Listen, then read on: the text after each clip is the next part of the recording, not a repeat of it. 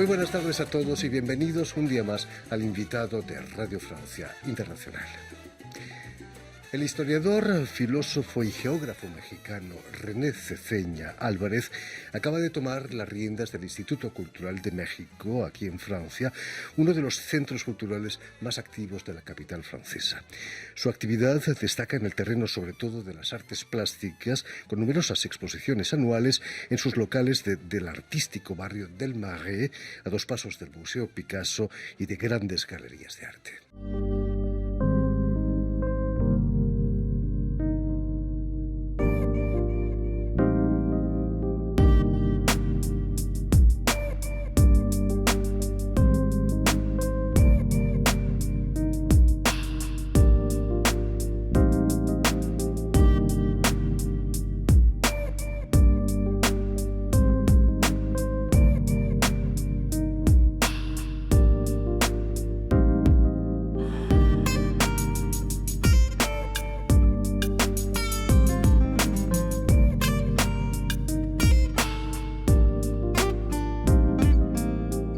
Precisamente para hablarnos de su trayectoria como investigador y de su nuevo cargo como director del Instituto Cultural de México aquí en Francia, René Ceseña Álvarez ha sido tan amable de venir hasta nuestros estudios. Muy buenas tardes, René. Muchas gracias por la invitación, muy contento de estar por aquí. El placer es nuestro de recibirte aquí en nuestros estudios. Permíteme que explique antes que nada que has nacido en la ciudad mexicana de Culiacán en 1965, si no me equivoco, y que vas a realizar una triple licenciatura en Geografía, Filosofía y Letras Clásicas, además de una maestría en Historia de México. Y que además eres doctor en Historia y Civilización por la Sorbona de París. Tu relación con Francia viene de lejos, ¿no? Imagino, llamarse René marca una vida, ¿no? Como decimos. Pues sí, yo creo que fue un factor importante de acercamiento y curiosidad por Francia desde que yo era pequeño, aunque es un poco un azar.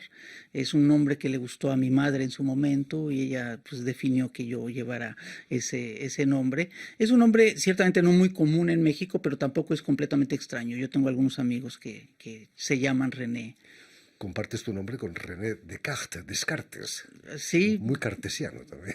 Sí, que es un referente importante sobre el cual he trabajado en algunos de mis trabajos. Imagínate. En filosofía. Tu relación, ¿qué es lo que te llevó a trabajar en un tan amplio abanico de humanidades? Filosofía, geografía, historia. Pues yo he tenido una preocupación desde pequeño por el espacio, todo lo que implica el espacio, desde su perspectiva físico-geográfica, astronómica, hasta lo que implica en términos de representación. Ahora que lo menciona, recuerdo cuando era pequeño, junto con otros amigos, inventábamos países y hacíamos atlas generales de esos países. Entonces, siempre ha habido una atracción en particular por la noción de espacio, y a partir de esta noción de espacio, cuando ya me tocó definir qué estudiar, pues vi que ello podía ser abordado desde diferentes perspectivas, ¿no? Siempre pensé en estudiar varias de ellas para complementar y realmente trabajar el objeto de estudio que a mí me interesaba. No me satisfacía simplemente tratarlo desde la perspectiva de una disciplina, sino más bien construir un objeto de estudio a partir de los elementos que diversas disciplinas tradicionales me podían dar. ¿Ese interés por el espacio nunca te llevó, cuando eras niño, a querer ser astronauta, por ejemplo? No. Bueno, recuerdo que una vez hicimos un viaje, yo tenía 14 años, fuimos con mi familia a Nueva York, y ahí había, en ese entonces era algo novedoso, uno tenía la posibilidad de imprimir el titular de un periódico, y yo escogí como titular René Ceseña, el primer astronauta mexicano. Entonces, pues sí hubo pues todos estos elementos que se combinaron en mi trayectoria. Yo quería bromear, pero finalmente he dado en el clavo, ¿no? Tu terreno como investigador es el concepto de mundo entre los siglos XVI y XVIII, justo después del descubrimiento del Nuevo Mundo, un concepto algo paternalista, me parece, ¿no? Viendo la riqueza de las civilizaciones maya, aztecas y tantas otras. Sí, vamos, es efectivamente uno de los problemas que se plantea al tratar la cuestión del espacio, como en muchos otros casos, es en qué medida se trata de una noción de carácter, digamos, antropológica general de todos los seres humanos, y en qué medida el factor cultural interviene y la define. Entonces, mi preocupación en buena medida de lo que yo quería trabajar es cómo Occidente ha ordenado el mundo en el que vivimos actualmente en función de su noción de espacio, de cierta noción que responde a características, una historia particular, porque yo en efecto, mi preocupación inicial fue entender los motivos del Tratado de Libre Comercio de América del Norte. O sea, el origen de mi tesis es justamente los años 1992-94, cuando se está gestionando y firmando el Acuerdo de Libre Comercio entre México, Estados Unidos y Canadá, lo cual planteaba un problema histórico importante, que era cómo países que se habían confrontado desde un punto de vista geopolítico, México y Estados Unidos, todos sabemos que México pierde la mitad de su territorio frente a Estados Unidos a través de la guerra de 1846-48, y cómo en el siglo XX, en vistas del siglo XXI, se busca superar esa conflictualidad geopolítica a través de acuerdos de libre comercio. Y lo que veía justamente es que abajo de esa noción de libre comercio se encontraba una noción de apropiación del espacio, una manera de entender el espacio, pero que había que abordarla históricamente, ver de dónde surgía. Entonces de ahí empieza esta idea de estudiar. Algo parecido apareció en Europa con la construcción europea, ¿no? Después de tantas guerras el siglo pasado conseguimos una Unión Europea, ¿no? Sí, o sea, pues el espacio es la forma de apropiación que tenemos de la realidad de manera cotidiana. Ciertamente en la historia de Occidente también se ha privilegiado mucho la relación con el tiempo, en la medida en que el tiempo efectivamente, sobre todo me parece, a partir desde una perspectiva cristiana, ha sido el elemento ordenador de la relación con el mundo. Es decir, nuestra vida en el mundo se piensa en función de la posibilidad del paso a otra vida, al juicio final. Y lo cual viene a contravenir la forma en que las culturas anteriores se relacionaban con el mundo, que era una relación fundamentalmente espacial. Entonces, ¿por qué? Porque la relación espacial es esta relación primaria que tenemos con el mundo más que la temporal. Esa relación la inicia Ptolomeo, un astrólogo y geógrafo que publicó ya su representación del mundo en el siglo I, ¿no? Muy diferente de la que tenemos ahora, ¿no? Sí, Ptolomeo es el resultado ya del proceso de conocimiento que los griegos llevan a cabo de su mundo. Es una representación del mundo que no es una representación solo de un objeto dado, de ahí que tenga una carga cultural específica, que va a orientar la manera en que Occidente va a entender su mundo, porque va a ser la base a partir de la cual también romanos y posteriormente durante la Edad Media, aunque va a haber otra forma de representar en términos generales la superficie terrestre, pero sobre la base de lo que los griegos hicieron inicialmente. Entonces, lo que hace Ptolomeo en realidad no es como tradicionalmente se interpreta representar un objeto dado que sería la superficie terrestre. Lo que hace Ptolomeo es construir el objeto que va a representar. Decir lo primero que hace en su geografía es decir, el objeto que me interesa representar es la ecúmene, que es el objeto jurídicamente apropiado que se conoce por parte del mundo helenístico, grecorromano, y entonces a partir de la construcción de ese objeto establece los elementos que permiten su representación. Entonces ahí se ve efectivamente cómo hay una orientación cultural y no es simplemente una representación de algo dado. Y qué sorpresa cuando uno se da cuenta de que el mundo no se acaba en Finisterre, sino que hay otras tierras más allá, ¿no? Y que además la Tierra es redonda. Fue una sorpresa capital, imagino, ¿no? En el siglo XV. O sea, en realidad en los círculos académicos, en los círculos instruidos, desde los griegos hasta el siglo XVI-XVII, se sabía que la Tierra era esférica.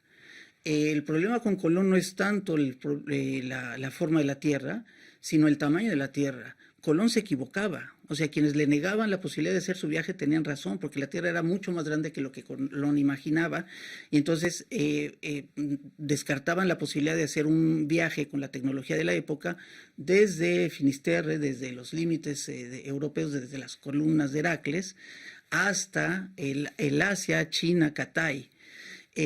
Colón tuvo la suerte de encontrarnos a nosotros en medio, y entonces su viaje fue en ese sentido un éxito, pero si no, efectivamente no era posible. y vamos, todo el mundo, la discusión no era tanto la esfericidad de la Tierra, sino la posibilidad de su viaje. Y gracias a él tuvo lugar el encontronazo, ¿no? Sí, Fue un encontronazo realmente. sí, es un proceso, a mí me gusta el término que retoma un historiador, aunque no necesariamente por las mismas razones que yo lo retomaría, un historiador mexicano muy importante, Edmundo O'Gorman, en un libro que se llama La invención de América. O'Gorman lo que plantea es que es necesario entender cuál fue el proceso a partir del cual Europa crea en su conciencia la existencia de otro continente, y a ese proceso le llama invención. Ahora, el término invención es el término que ya utiliza Martin Waldseemüller en su texto de la Introducción a la Cosmografía de 1507, en el cual él bautiza a América como ese nuevo continente, porque él se basa en los relatos que Amerigo Vespucci hace de sus viajes hacia el sur del continente y dice, esto es un continente nuevo. Y en ese texto, Waldseemüller dice, porque es una figura retórica, es un proceso de invención, porque invención en términos retóricos quiere decir encontrar los elementos que permiten argumentar una causa. Entonces, es lo que sucede para la conciencia europea. Ciertamente, no solo interviene Europa en el proceso, sino que están las culturas, lo cual fue el gran shock para las culturas, para Europa, fue encontrar civilizaciones tan avanzadas en zonas donde no deberían existirlas, porque se encuentran en lo que los europeos entendían como la zona tórrida, es decir, zonas cuyas características climáticas no permitían un desarrollo óptimo, ni moral, ni natural, de los habitantes. Entonces implicaban deformaciones, y si uno ve mapas medievales, por ejemplo, en África, se ve con hombres que están deformados, tanto física como moralmente. Entonces, el encontrar los dos principales centros civilizatorios en América, justamente en la zona tórrida, va a ser el elemento que va a conmocionar a Europa. Una sorpresa realmente. Vas a defender tu tesis doctoral en el 2003 aquí en París. Es cierto que el codirector de esa tesis fue el filósofo Jacques Derrida. No intentó que deconstruyera tu tesis, ¿no? No, sí fue una oportunidad muy rica para mí, una experiencia muy rica el poder efectivamente discutir de mis temas con Jacques Derrida. Inicialmente yo lo había contactado para ver si él podía ser el director de mi tesis, pero él ya estaba jubilado. Recuerdo que en esos entonces en la Escuela de Altos Estudios en Ciencias Sociales él daba citas al inicio del año y pues íbamos ahí varios a pedir algún tipo de asesoría. Yo hice la cola como debía, le presenté mi solicitud y me dijo, bueno, pues yo ya estoy jubilado y yo no puedo ser asesor. Lo dejé, me inscribí con un historiador, Maurice Aymar, quien me fue asesorando y al quien le agradezco mucho por su apoyo y por la facilidad que me dio para avanzar en la tesis, pero al mostrarle un primer manuscrito de mi tesis me dijo, está muy bien, pero pues no solo es un trabajo histórico, sino también es filosófico. Entonces necesitamos un filósofo para apoyar en ese sentido. Pues yo le dije, bueno, pues están Derrida. Y él envió el texto a Derrida, quien leyéndolo pues se mostró interesado y entonces a partir de ello se acordó ser Por cierto, tu tesis obtuvo el premio a la mejor tesis de la Academia de París, ¿no? Bueno, fue postulada por parte de la Escuela de Altos Estudios para ser, para el premio. Ya no quedó como quedó como finalista, pero no fue la que obtuvo el premio. Bueno, no está mal, ya. Sí. Hace pocas semanas eras nombrado director del Instituto Cultural de México en Francia, que al mismo tiempo comporta el cargo de agregado cultural de la Embajada de Francia. ¿Cómo te sentiste? Tú que has vivido mucho tiempo aquí en París. Bueno, pues fue una muy interesante y agradable sorpresa. Yo me encontraba efectivamente, he pasado 3 épocas de mi vida en París. Primero cuando vine a hacer mi tesis de doctorado, que estuve 10 años, después vine a hacer un postdoctorado durante 1 año y medio aproximadamente, y después, ya habiendo yo regresado a México, donde me integré a final de cuentas a la UNAM, la Universidad Nacional Autónoma de México, como profesor de tiempo completo, me propusieron de la UNAM venir a colaborar en la representación que la UNAM tiene en Francia. La UNAM tiene 14 sedes en el extranjero, una de ellas aquí en París, y entonces me propusieron venir a partir de 2017. Entonces yo me encontraba ya colaborando en esa sede, y hacia principios de este año me propusieron esta posibilidad de colaborar con el Instituto Cultural de México, porque pues, el actual gobierno mexicano tiene un interés pronunciado por cuestiones de carácter histórico, de recuperación de la memoria histórica, y en ese sentido veían importante la colaboración de un historiador que pudiera apoyar ese trabajo aquí en Sobre Francia. todo este año que celebráis el segundo centenario de la independencia, ¿no? Segundo centenario de la independencia, se está también hablando de los 700 años de la fundación de México Tenochtitlan, y también coincide con la caída de México Tenochtitlan frente a unas tropas, no solo de españoles, sino justo también de pueblos indígenas que se alían con los españoles para pues modificar la situación política que existía en el centro de México. Las relaciones con Francia no siempre han tenido buenos tiempos, sobre todo en los 2 últimos siglos. Es cierto que Francia reconoció la independencia 10 años más tarde porque México tenía unas estrechas, a pesar de todo, relaciones con España, el enemigo de los franceses. Sí, sí, ciertamente ha habido varios momentos tensos en la relación entre México y Francia. En un primer momento me parece entender que no habría un gran interés francés por lo que significaba México y América Latina en general, y en ese sentido pues este retraso en particular, ¿no?, el reconocimiento de las independencias latinoamericanas. Con posterioridad, como saben, pues hubo una intervención francesa militar, bueno, hubo la llamada Guerra de los Pasteles, donde a final de cuentas solo Francia continúa. Napoleón III Napoleón III invade México. Invade México con el apoyo de los sectores conservadores que reivindicaban una monarquía, el restablecimiento de la monarquía como el medio para lograr el orden en el país, y que llevan a Maximiliano de Habsburgo como emperador del Segundo Imperio Mexicano. Había habido un primero con Agustín Iturbide tras la independencia, que fue efímero, de un año y fracción. Bueno, ha habido esos momentos. Ha habido otros momentos de cercanía, a la cultura y al conocimiento, a lo que significa Francia en producción de conocimiento, desde finales del siglo XIX. Y después también ha habido algunos desencuentros de tipo diplomático, pero la relación que se ha establecido fundamentalmente a partir de finales del siglo XIX, principios del siglo XX, hay un interés mutuo muy importante, sobre todo a nivel cultural, aunque no exclusivamente. A nivel de intercambio académico hay una gran dinámica. Yo lo puedo constatar ahora que estuve acá en la sede de la UNAM en Francia, esto pues se refuerza actualmente, que hay excelentes relaciones entre ambos países. Como en todas las familias, hay días buenos y días malos.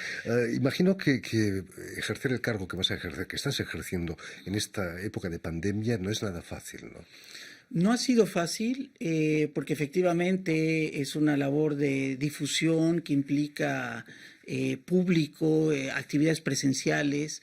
Ciertamente la posibilidad de hacer actividades a distancia es algo que ha ayudado a contrarrestar los efectos de la pandemia, pero nunca sustituye la presencia. Yo que me dedico a la noción de espacio y a la cuestión de la corporeidad y la presencia, podría citar varios ejemplos de lo que significa el contacto, porque lo que significa a final de cuentas es el acontecimiento. Sin contacto presencial no hay acontecimiento. Y estamos actualmente en una época de desvanecimiento del acontecimiento en ese sentido, me parece. Siendo optimistas, quizás en septiembre, la próxima temporada, todo va a volver a una cierta normalidad, ¿no? Esperemos que sí. En todo caso, haremos todo lo que sea necesario para tener el mayor número de actividades presenciales. Ya estamos en actividades presenciales actualmente. Hay una exposición. Los artistas que participan en esta exposición vinieron incluso ya a este programa a presentar, Avelina y Alejandro Fuentes. Es una exposición que sigue, y los invitamos a asistir a ellas hasta el 27 de julio, y están programadas ya las siguientes exposiciones, ¿no? Una de las grandes ventajas que encontré yo en el instituto es que existe un equipo de trabajo muy sólido, que hay una preparación ya de año y medio de antelación de lo que hay que hacer. No por ello hay cosas que pueden todavía agregarse a lo que se ha hecho hasta ahora. Mandamos a todo el equipo del Instituto de México un saludo desde aquí. Muchísimas gracias, René Ceseña Álvarez, por haber estado aquí con nosotros. Permíteme también que dé las gracias a Vanessa Loiseau y a Julien Leng, quienes se han ocupado hoy de la realización del programa, y enviar también un saludo muy especial a nuestros telespectadores, porque también los tenemos, que nos siguen en toda América Latina, en México naturalmente, gracias a una cadena internacional que se llama UCL, Unión Continental Latinoamérica, que emite desde Montevideo, ahí en Uruguay. Y a ustedes, muchísimas gracias por su atención y les damos cita para una nueva edición de El Invitado de Radio Francia Internacional.